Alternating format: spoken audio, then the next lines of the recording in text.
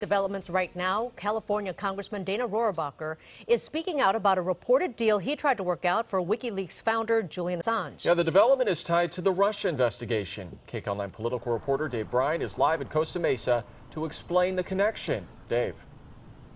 Yeah, Peter and Lena, we were the first ones to talk to the congressman after this report that ran in the Wall Street Journal late today.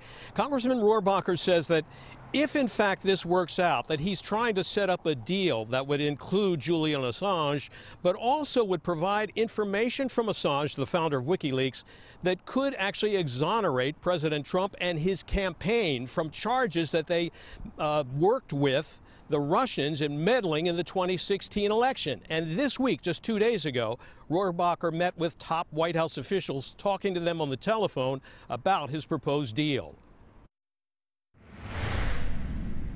We shouldn't let the lie that was told repeatedly during the last election. Never one to run from controversy, Huntington Beach Congressman Dana Rohrabacher is now at the center of what may become the biggest controversy of the year, reportedly proposing that the White House make a deal with WikiLeaks founder Julian Assange, now living in exile at an embassy in London. The gist of the deal would be that Assange's legal troubles would be dropped, and in return, he would provide evidence that the WikiLeaks material, including hacked emails from the Democratic National Committee that was leaked out during the 2016 presidential campaign, did not come from Russia. The key to determining whether or not the Russians actually hijacked the election by working with Donald Trump, by hacking into the Democratic National Committee, the secret of disproving that is to say who did.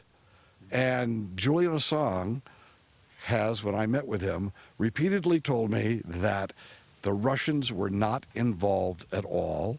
Congressman Rohrabacher, who met with Assange in London last month, had a detailed phone conversation on Wednesday with the most important White House official in the Trump administration about Assange and the evidence he's offering. I have talked to senior people at the White House, but as you know, the Wall Street Journal is reporting today that I had an extended conversation with the Chief of Staff at the White House, General Kelly, who's now the Chief of Staff, who is a very good man.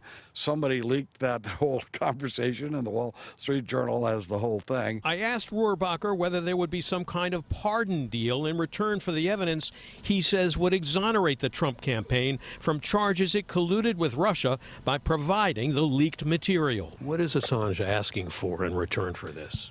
That's all confidential, and we're gonna. It's a confidential now interaction with myself and the White House to determine what can be offered. Rohrabacher bristled about reports calling him pro-Russian and Putin's stooge. I am not pro-Russian. I am pro-American. I have been anti-communist my entire life and risked my life many times trying to defeat communism. I was Ronald Reagan's speechwriter, for Pete's sakes. But I am patriotic to my core. And Rohrabacher says he has no problem in charging that virtually every U.S. intelligence agency and federal law enforcement agency that looked into the matter lied when they concluded that indeed Russia did meddle in the 2016 campaign. And he says if his proposed deal doesn't work out and he loses his seat in Congress, so be it. I have been in Congress for 30 years, and I was in the White House with Ronald Reagan for 7 years before that. And I would just as soon, if it's going to make me feel comfortable, to come back and drink tequila and be a surfer. Now, Rohrabacher says that he was never told or never saw the evidence that Assange claims he has that could prove that the Trump campaign did not collude with the Russians. But he says he's 99% sure that that information is rock solid. Lena, Peter, back to you. Very interesting story. Dave, what's the likelihood that this deal would go through? You know, I would have to say it's a long shot at this point. I mean, you do have the FBI, the CIA, every, federal agency that looked into this concluded without much doubt that there was meddling. Now, they didn't say specifically that the meddling was providing these emails to Assange. So, you know, that could be sort of a point of difference there. But I think the idea that this might totally exonerate the Republicans and the Trump campaign and the president from colluding with Russia on this, I'd still say it has to be a long shot, guys. All right. Dave Bryant live for us tonight. Thank you.